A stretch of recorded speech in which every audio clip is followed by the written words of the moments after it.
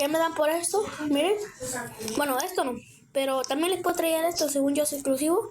Bueno, no, el veneno no es exclusivo, pero tiene una mutación de reactivo. ¿Cómo se llama? Les quiero enseñar algo. Que me vean por esto. Pues. Comenzamos aquí.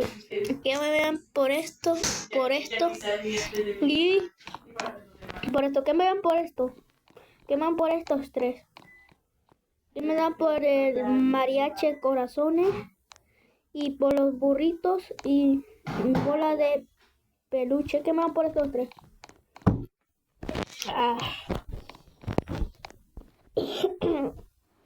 Tengo 116 trillones. A ver si esto está conectado para hacer el trade. Bueno, mis amigos, bye, lo vemos en otro video. Y pónganme en los comentarios que me dan por esto. Adiós.